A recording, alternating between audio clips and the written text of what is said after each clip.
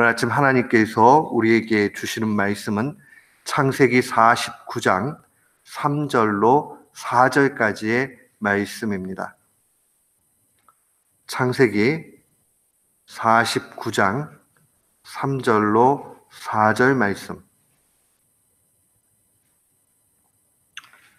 우리 같은 마음으로 3절, 4절 봉독토록 합니다. 르우벤아, 너는 내 장자요, 나의 능력이요, 나의 기력의 시작이라. 위강이 초등하고 권능이 탁월하도다마는 물의 끓음 같았은즉 너는 탁월치 못하리니 네가 아비의 침상에 올라 더럽혔음이로다. 그가 내 침상에 올랐었도다. 아멘. 저는 오늘 본문 말씀을 통해서 절제를 귀히 여기는 인생이 되라 라는 제목으로 주의 말씀을 선포하도록 하겠습니다. 오늘 우리가 같이 읽은 이 창세기 49장에 오면 소위 많은 사람들이 이야기하는 야곱의 축복이 기록되어져 있습니다. 12지파에 대한 야곱의 복을 선언하는 것입니다. 그런데 이 내용들을 쭉 읽다 보면 우리가 생각하는 그러한 복만 있는 것은 아닙니다. 거기에는 때로는 평가의 내용들도 들어가 있습니다.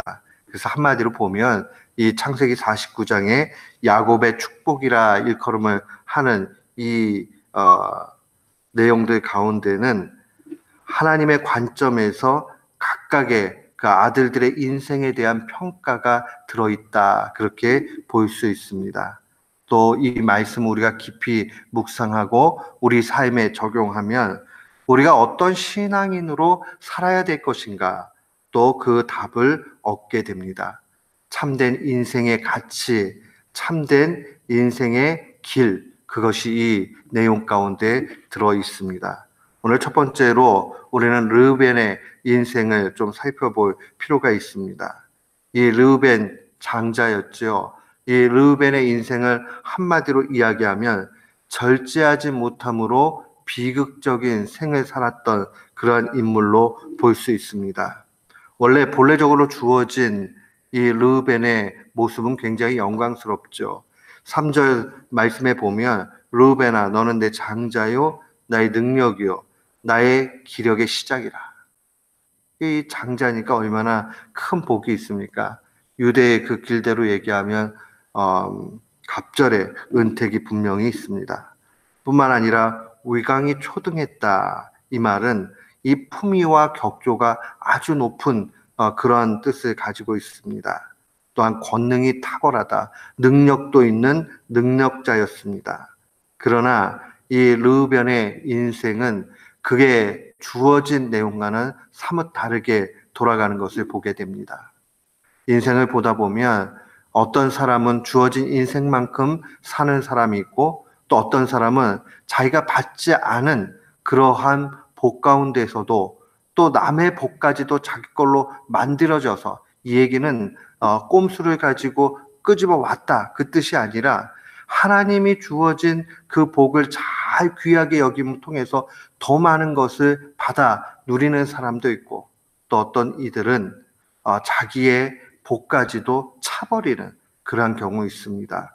르우벤은 그러한 사람 중에 한 사람이었습니다. 4절 말씀 보면 물에 끓음 같았다. 그래서 탁월치 못하다라고 그렇게 증거합니다.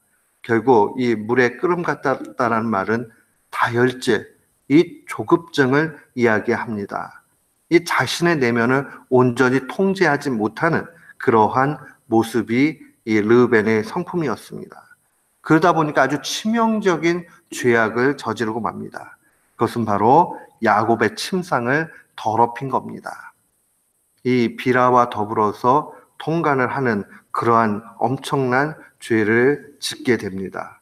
이걸 통해서 이 르우벤이 얼마나 큰 연약함 속에서 살아갔는가 하는 것을 보게 됩니다. 이 창세기의 내용들을 읽다 보면 르우벤이 절절히 이 자기의 그 통제력을 상실하는 걸 통해서 조급증에 빠져 있는 것을 보게 됩니다. 이 야곱이 애굽의 총리가 요셉이 야곱의 총리가 된 이후에 그 다음에 이제 형들이 곡식구하러 내려왔을 때에 시므온을 인질로 잡고 막내 이 베냐민을 데려오라고 얘기했을 때에 이제 형들이 다시 가나안으로 가잖아요. 그러면서 야곱을 설득하는 장면이 나옵니다. 근데 여기에 이 르우벤은 자신의 아들을 담보로 해서 만약에 살리지 못하면 자신의 두 아들을 죽이라고 얘기합니다. 그러니까 베냐민이 또 죽 아니겠냐 하니까 이 베냐민 만약에 죽이게 되면 자기 아들을 갖다가 죽이라라고 이 야곱에게 섣불리 그런 이야기를 합니다. 또한 상속에서 제해달라고 말도 안 되는 그런 얘기를 하는 거 볼 때 얼마나 성급하고 조급증에 빠져 있는가 하는 것을 보게 됩니다. 무엇보다도 이 르우벤은 자신의 욕정을 잘 관리하지 못했습니다. 그걸 통해서 아버지의 첩이었던 비라와 통관하는 그런 일들이 나타납니다. 침상을 더럽히지요. 이것으로 인해서 그의 인생은 완전히 나락으로 떨어지는 것을 보게 됩니다. 절제치 못한 르우벤 인생의 결과를 한마디로 얘기하면 주어진 복까지도 빼앗기는 그러한 인생을 살게 됩니다. 역대상 5장 1절로 2절 말씀 보면 내용이 아주 정확하게 나타납니다. 르우벤은 장자라도 그의 아버지의 침상을 더럽혔으므로 결국 장자였지만은 이 절제하지 못하는 걸 통해서 장자의 명분이 이스라엘의 아들 요셉 자손에게로 돌아가서 족보의 장자의 명문대로 기록되지 못하였느니라. 유다는 형제보다 뛰어나고 주권자가 유다에게서 났으니 장자의 명분은 요셉에게 있다라고 그렇게 증거합니다. 결국 지도력은 모두 유다 지파로 가게 되고 장자의 명분은 요셉 지파에게 가는 것을 보게 됩니다. 원래 르우벤이 주어진 건 그것이 아니잖아요. 왜 그랬을까요? 이 절제함을 놓치게 되면 인생이 방탕하게 되고 게으르게 되고 나태함으로 빠지게 되고 그 결과는 결국 주어진 것을 다 놓치는 일이 되고 맙니다. 사랑하는 성도 여러분, 그렇다면 우리가 어떻게 해야 이 절제된 인생의 삶을 살 수 있습니까? 사도는 고린도전서 9장 25절에 이렇게 증거합니다. 이기기를 다투는 자마다 모든 일에 절제하나니 그들은 썩을 승리자의 관을 얻고자 하되 우리는 썩지 아니할 것을 얻고자 한다. 결국 경주를 하는 데 있어서 게임을 하는 데 있어서 이기기 위해서는 반드시 절제가 필요하다라고 얘기합니다.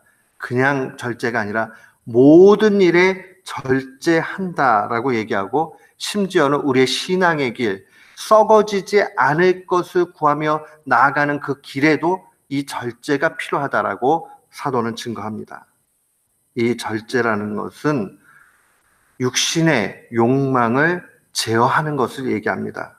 존 파이퍼 목사님은 절제에 대해서 이렇게 한마디로 얘기했습니다. 절제는 자신의 육체적 욕망에 대해서 아니요 라고 얘기하는 것이다. 내 속에서는 원함이 있어요. 나 좀 더 자야지. 그 다음에 나 저거 좀 가졌으면 좋겠다 하는 그런 욕망들이 있지만 그 하나님이 기뻐 안 하실 것 같을 때 내 속에서 아니요, 안 되지, no 라고 얘기할 수 있는 게 절제라 그렇게 이야기를 합니다. 성령님의 능력을 의지해서 자신의 삶 속의 욕망을 통제하는 것, 그게 바로 절제입니다. 그렇기 때문에 이 절제에는 분명히 훈련이 요구됩니다. 그러니까 성령의 능력을 통해서 자신이 훈련돼야 됩니다. 마치 이거는 내가 할 수 없어, 성령님이 해주셔야지 하지, 그 말이 반은 맞아요. 그런데 동시에 성령님이 해주셔야 되는데 훈련은 내가 그 훈련장에 들어가야 되는 겁니다. 마치 우리의 몸에 에너지와 이런 것들이 다 있어서 운동하고 다 할 수 있잖아요. 그런데 그걸 직접 해야 되는 의지와 해야 되는 그 몫은 자신에게 달려 있는 거예요. 나는 이거 할 수 없다 하면서 하나님이 안 해주셨으니까 하나님 책임이다, 그렇게 이야기할 수 없는 겁니다. 그래서 사도는 9장 27절에 내가 내 몸을 쳐 복종케 함은 내가 남에게 전파한 후에 자신이 도리어 버림을 당할까 두려워합니다. 이 굉장히 깊은 묵상이 들어가 있는 말씀입니다. 내가 남에게 복음 다 전하고 남은 구원시키고 자신은 구원에서 떨어질까 두렵다. 그 말이 결국 이 절제함이 없는 걸 통해서 죄악길로 나아가는 일이 될까 두렵다는 겁니다. 사랑하는 성도 여러분, 우리는 절제하는 인생 살아가야 됩니다.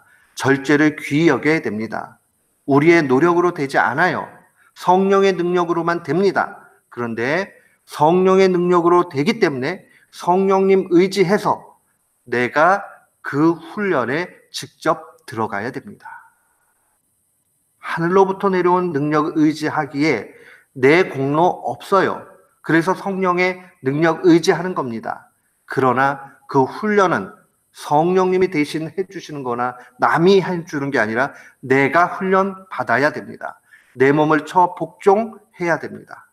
오늘도 살아갈 때에 이 절제의 큰 복락을 생각하면서 르우벤과 같은 아쉬운 인생, 후회하는 인생 아니라 절제를 통해 하나님 앞에 큰 복락을 받아 누리는 귀한 교우들 되시기를 주님의 이름으로 축원합니다. 아멘.